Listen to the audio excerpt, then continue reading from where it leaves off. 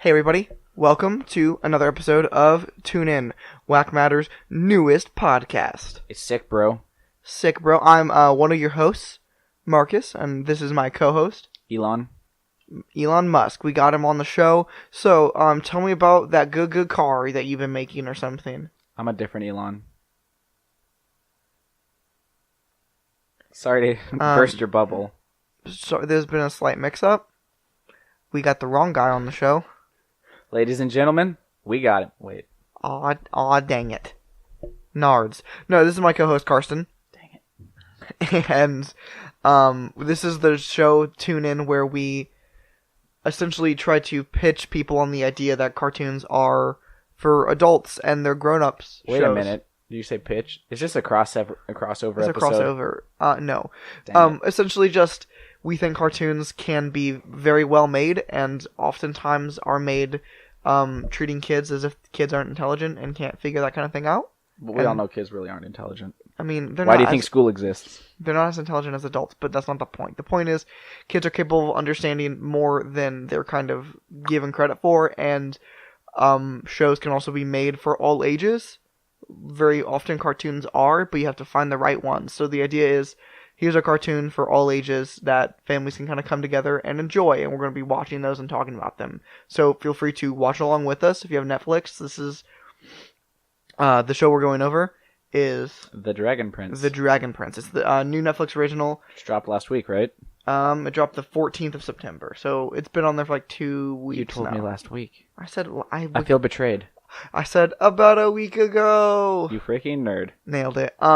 So episode 1, if you want to kind of get the full experience of the show, go back to episode 1. We talk about the first 2 episodes of The Dragon Prince, and episode 2 for us, we're going to be talking about the next 2 episodes. Episode 3 and episode 4, I didn't care to catch their names. Oh my goodness. Because I'm lazy. Because he's bad at this. Episode 3 is entitled Moon Rise. Makes sense. Go for it. Okay, so basically this episode opens up with Rayla, Callum, and Ezran running away as fast as their little legs can carry them. Because Claudia's trying to kill them, basically, with black magic, the forbidden arts. And so she sends her little black magic wolves after him, and they're running down the tunnel as fast as they can, trying to get away. And then we discover that Callum is capable of using magic. Yes, so earlier, I forgot to mention this, earlier, I think it was episode 2, he sees her do a specific spell, and he is able to kind of like from memory, he gets a hold of like a special orb she has that is has a storm. It's like a sphere. It's like a really fancy snow globe. Yeah, that has a storm captured on the inside of it, which is a neat idea. But he uses that and then just recreates the spell that she does, and he casts a spell and kind of uses it to get rid of some demon wolves that were chasing them. Yeah, it was sick, bro. It's every day, bro. No. Yeah, no. No. It's every. Just Are you not a? Hold on. Are you trying to tell me you're not a Jake Pauler? I'd rather die. Oh wait! Don't tell me one of those freaking nerds who rolls in the low gang. I would rather cut off my own hand. And Callum casts, and everybody kind of acts like it's a big deal. Well, Rayla essentially like, oh, I didn't know you were a mage, and it's like a big deal to Callum because he sucks at fighting. He sucks at pretty much everything except for art. Yeah, there's soft vibes that he's not good at things. He feels inadequate. Yeah, so feels like he cannot perform. So he is good at magic after just like that. So like it's a big deal to him. He is the chosen one. It's a big confidence boost. So he casts. They keep running. Continue.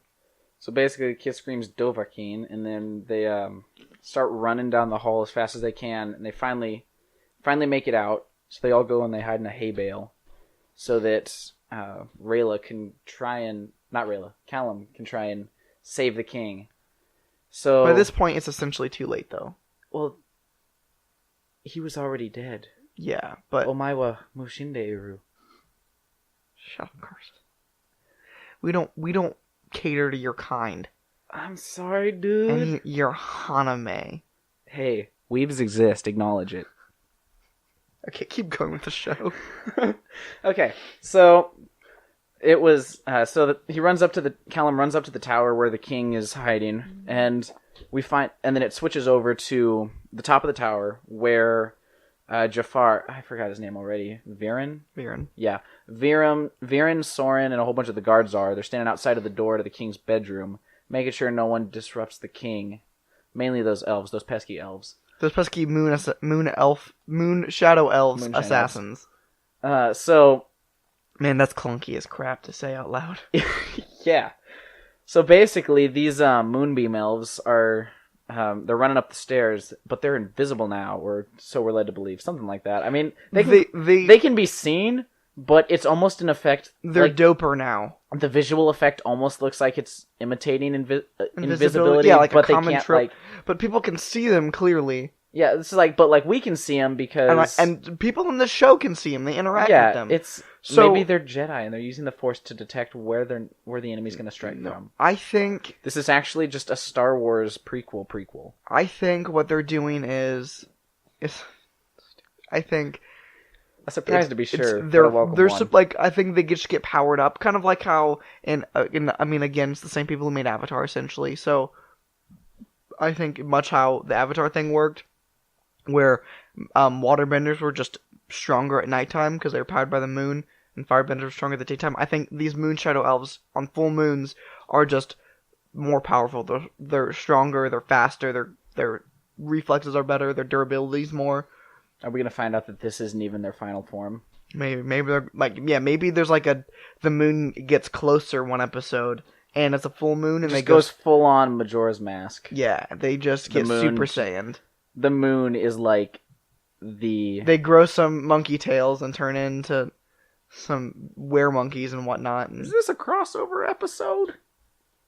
I'd pay money to see that crossover. I would. It seems good. It's like an 8-way crossover, something like that. I mean, with all the shows that you're trying to say the prequel to, yes. What if they managed to tie it all in? Turns out all forms of television and movie media are connected in one universe. Yeah, all of it. All of it. Even Fast and the Furious. I mean, you gots to, man. But in our version...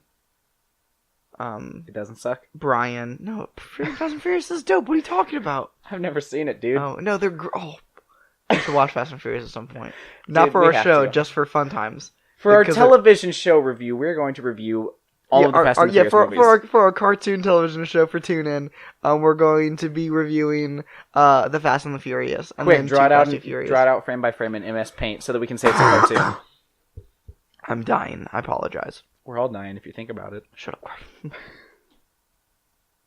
So. Oh dear, I need a life. Agreed.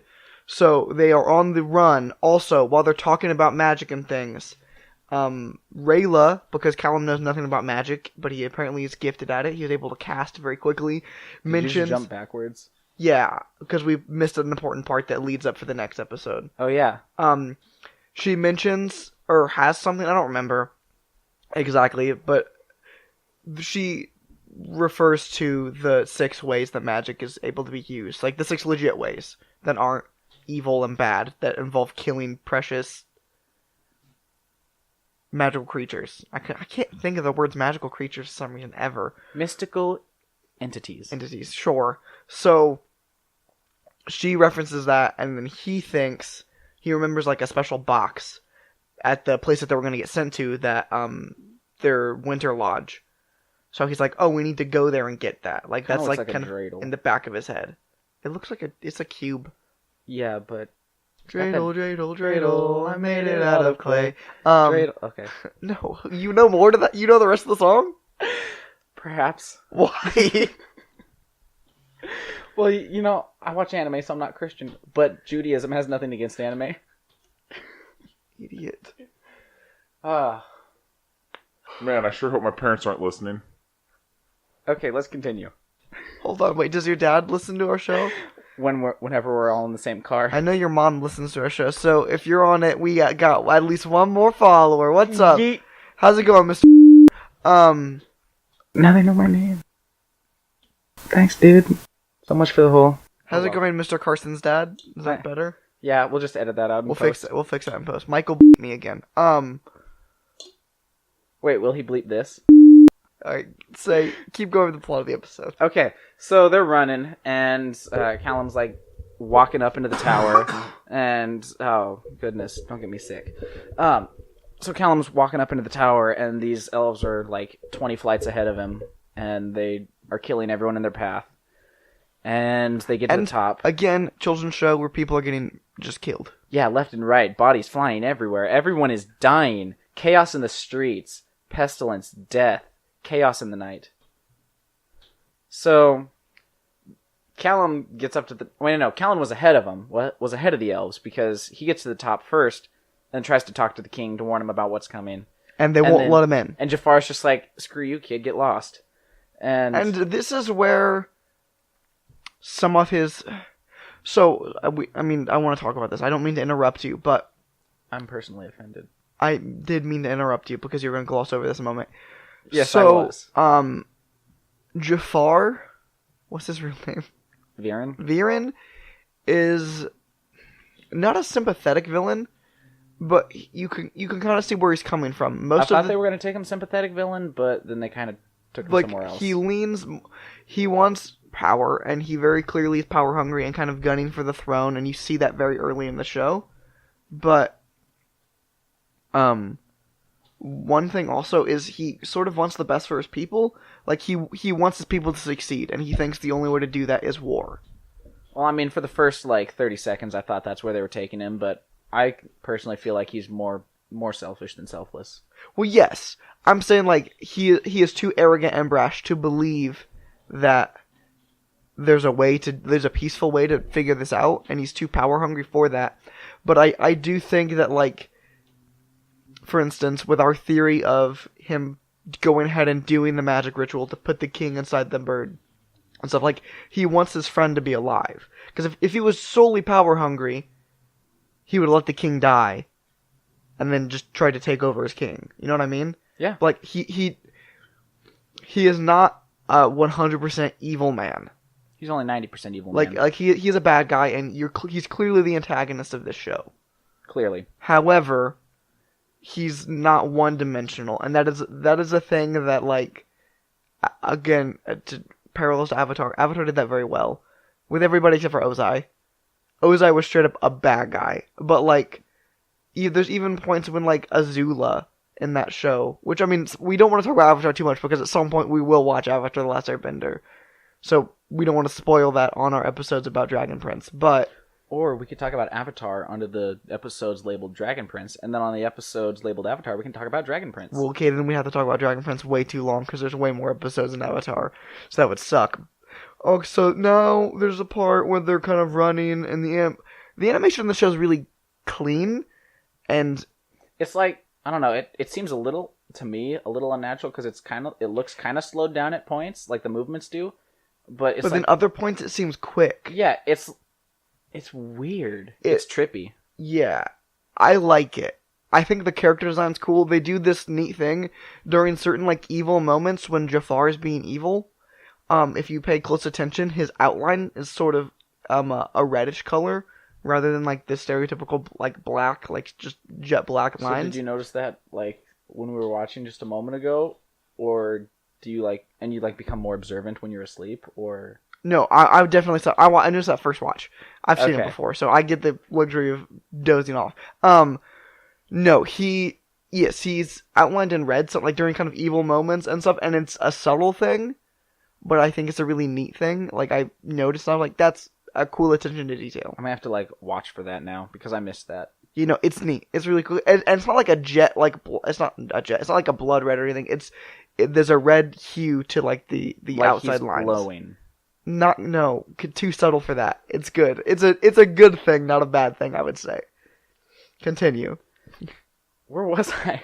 Where were we? We kind of you were about to gloss over Callan. Oh yeah, Callan just got up there. So he's up. He's up, and Viren knows that he found the egg. So Viren's just like, kid, tell me where the egg is, or else. And Callan's just like, no, I need to talk to my father. But he doesn't like referring to the king as his father, since he's the stepson. He He just calls him the king because that's his title. So basically, how many times have I said so basically? I mean, like 100. It's okay. Yeah. We'll get better. We'll fix it in post. Just edit out all of the so basically, just random cuts in the audio. Yeah. And if Michael just voice over. And then the next point is just with like generic. At that moment, Callum realized he'd messed up. So Jafar steals his voice, and oh, dude, that was a cool scene. Yeah, that was really cool. Like, it's such a neat show. There's really cool moments like that. Mm-hmm. So he freaking like Callum goes full Little Mermaid. Can't speak, and gets like shoved into the corner while the elves appear and try to kill everyone. Yeah, the elves catch up and are there. And luckily, the humans in this world are like actually competent and manage to kill most of the elves. Yes, like it is less one-sided than you think it's going to be. Because like this whole point, we're led to believe that the elves are like this unstoppable force. However, and nobody can touch them. But then like they get up there and they're like they handle them with ease. And I wouldn't say with ease because like ease compared to how they were playing them up. Yes. However, they had the advantage. There was a lot of death. There was a bottleneck. They killed how many soldiers before they got there, so they were tired and worked their way through and stuff like that. Subtle details that don't matter. Yes, but like also, yeah, they were there under they sent 6 soldiers to attack a kingdom under the guise that they'd have the element of surprise, and they lost that element and one of their elves. Rayla was not there to help them. So like I cut them some slack, but yes, it does they seem to think that like there's no possible way that they can do this, and it seems like if they had like, I don't know, 6 more soldiers in the kingdom, they would have won. But like, we'll see. Yeah. And they're all fighting, and then Callum is just like, "Oh no, I gotta dip real quick." And then all of a sudden runs he off. goes, run, and then there's a bass drop, and he just takes off. I don't know the actual tune of that song, so I probably just butchered it really bad there. No, I like your mouth dubstep. You can just. My parents say I'm gifted. So. Okay. I guess you just can't recognize talent. I mean, no, I think you're doing a great job. I'm proud of you. Yay. Finally, somebody's proud of me. Acceptance. So yeah. And he runs, meets up with the rest of the group, pulls them out of the hay bale, and they just take off out of the city. They take off out of the city, heading to get his... To the east. They're heading... I caught that detail. No, they're going to the east. Yeah, they're going... That's happened... That is the detail that I did catch. Excuse me. They're heading towards Zadia. I was going to say Zernia, and I was like, wait, no, that's not right. But also, on the way is that place their father was going to send them. The Winter Lodge. So they're going to build a mudman. They decide they're going to stop there. Yeah, so... To go get that magical artifact that... The cube, the Rubik's Cube that Callum wanted. Judaism. And that's where that episode ends. Yeah. So, episode 4, called Bloodthirsty. I'll take the lead on this one since you took the lead on the last one. Thanks, boo. Anything for you. So no homo. This episode kind of so it starts up with them sort of being at the lodge, like they're like approaching there and stuff. Approach with caution. They show up and they're all kind of hiding because they don't know who's there. They're on the run. They know that elves are not wanted in this country, so they are kind of careful. And this is a recurring theme as the show goes on. Segregation. Yeah, anytime they see like humans and stuff, they're trying to hide Rayla. They can't let people know that they have an elf. Wait a minute. Am I catching racial undertones? I mean, maybe. I would not be surprised if at some point they try to talk about the race issue with this show. But I have enough respect for these creators that I think they would do it in a meaningful, not over hand-fisted way. I mean, it's a Netflix original. It could go anywhere. Yeah, but it could go anywhere, and I have respect for this writer. So like, I think that if he's able to give me a TV show that's supposed to be for kids, but also talks about big government in a meaningful, neat way, and shows pitfalls of that he can also talk about the race issue and not make it very hand over fist and shove it down our throats. Oh, okay. So they show up to this lodge, and Rayla's gonna go be an assassin. So she's very acrobatic and She's very going on a stealth mission. quick. Yeah, so she's gonna just essentially run in, grab that stuff, and leave. After she takes off and gets inside the lodge, they notice that an army of humans approaches. And they notice their aunt, who Is mute. is mute, not deaf. I thought she was deaf, but she very clearly hears people. Yeah, she's mute. The thing is the thing I'm curious about is she mute because of like a battle injury, or is she like born that way, or what? So I think at some point they'll go over that. I think it's really neat. I don't remember a lot of sign language, but I remember enough. I wish we would have had subtitles for the monologuing, because the interpreter didn't do a whole lot of talking during the monologues. Yeah, and the voice actor wasn't great for him. I think the voice actors have all been pretty good so far, for the most part. Except him. He's not the best, which I think is unfortunate. I mean, he can improve. Maybe Yeah, it's his first gig or something. Yeah, and it wasn't upsettingly bad. He was not as good as the rest of them. That sole fact that the secondary character had a bad voice actor just turned me off from the show completely. Yeah, that's trash. I'm done. done. So, and that's the end of the episode. No, just kidding. So no, but I do know. I remember enough of sign language I took in high school. They are animating real signs. She's actually signing, Sick. Maybe we should bring a deaf person into. which is a really neat thing. I think and again, Avatar undertones. There's a lot of attention to detail that like those writers do and research they do to make the things work and line up well. Mm-hmm. So, for instance, hey, no, look up how to actually sign the things that she's saying, and then make her sign them and make him interpret it.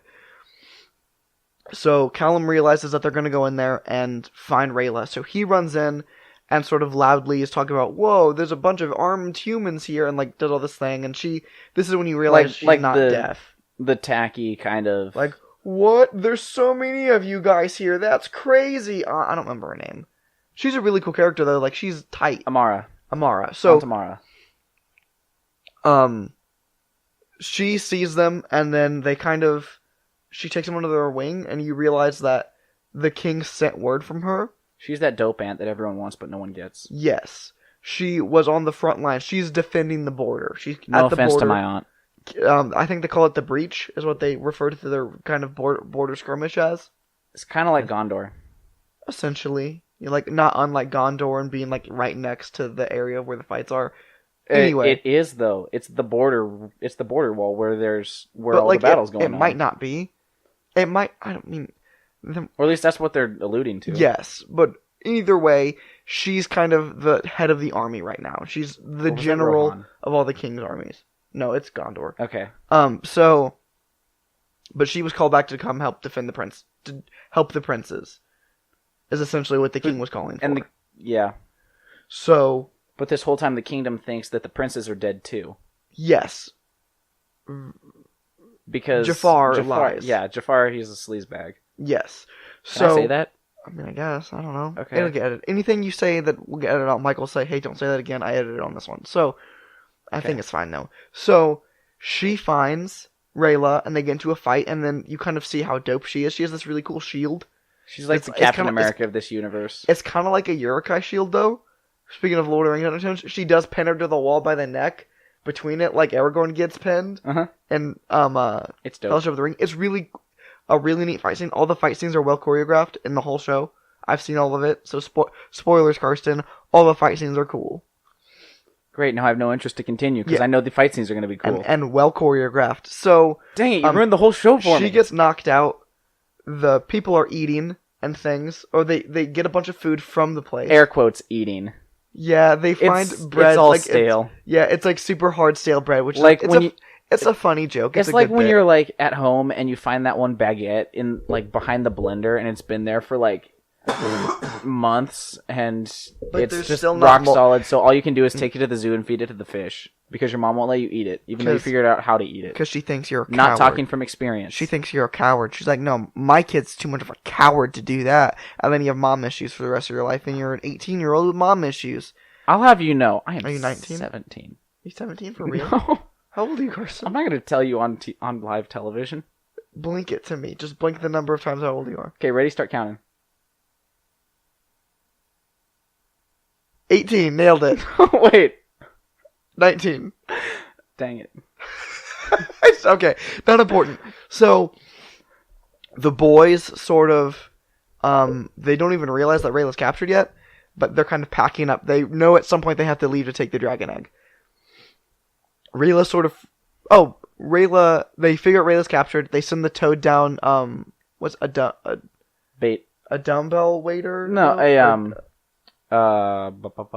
dumb elevator. Not a dumb a elevator. dumb elevator. It's like a complete idiot of an elevator. Yeah, the elevator's just a freaking dummy. It just failed every Yeah, IQ test it's ever taken. Let's just freaking stupid shame this elevator real quick. What's it called?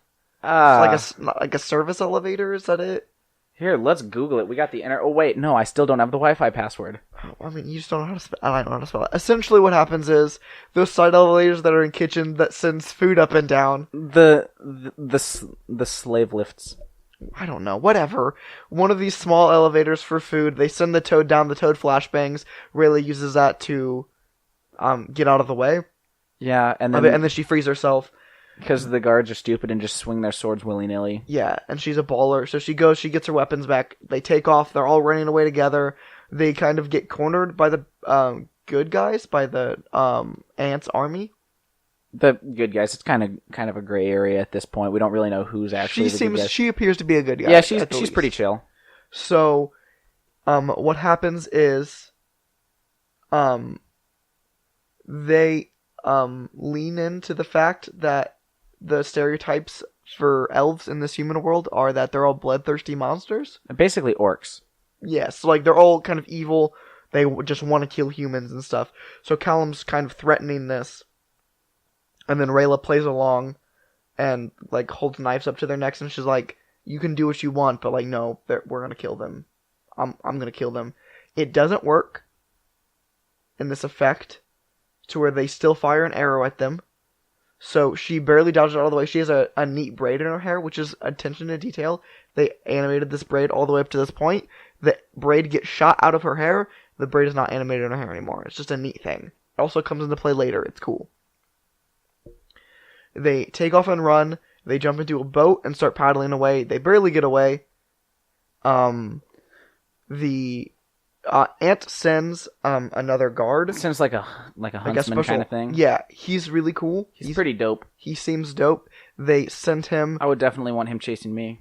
Yeah, and that sounded really gay. She essentially is just like, hey, follow them, and when you see your opportunity, save the princes. She's like, I'm gonna go warn the kingdom and tell them the princes are alive and all this stuff. And then they take off on their boat, and that's sort of where episode 4, Bloodthirsty, ends.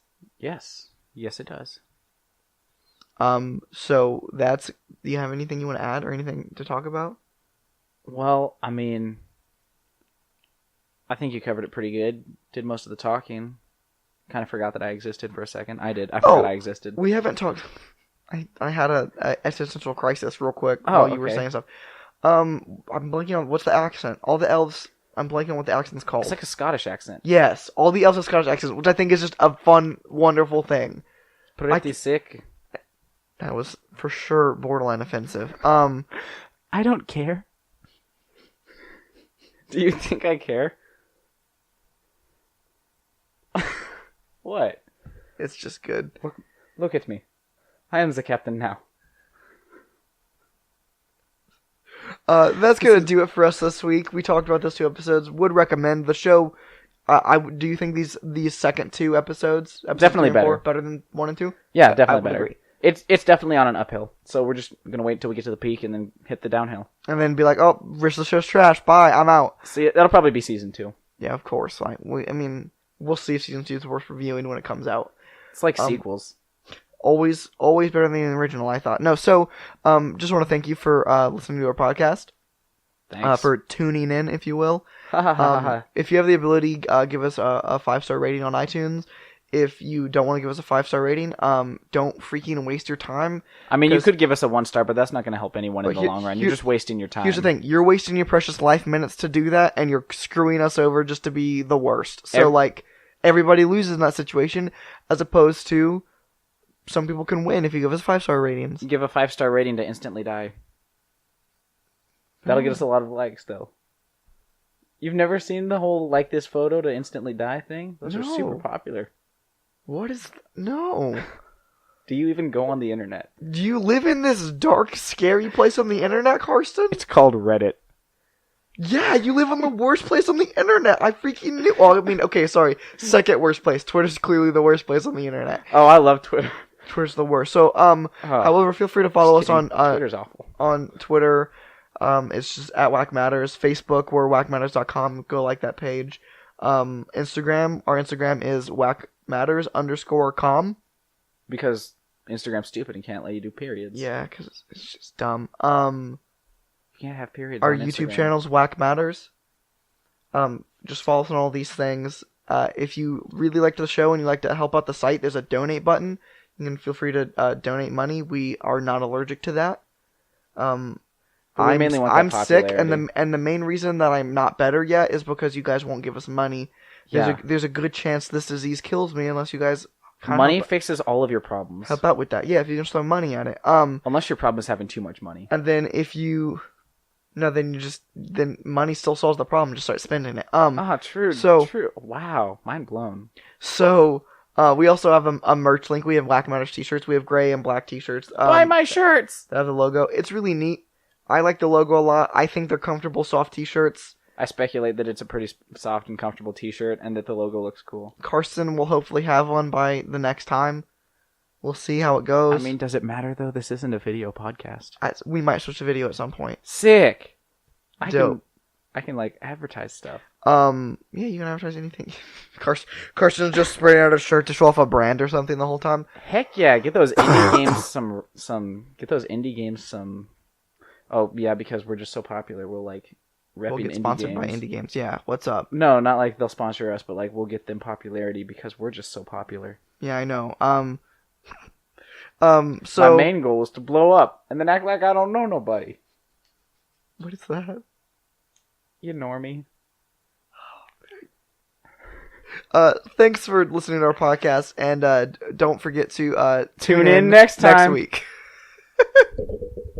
Okay, but real questions. Belgian waffles or pancakes? What's your favorite type of waffle? Belgian waffle? But what's your favorite type of waffle? A Belgian waffle or a pancake?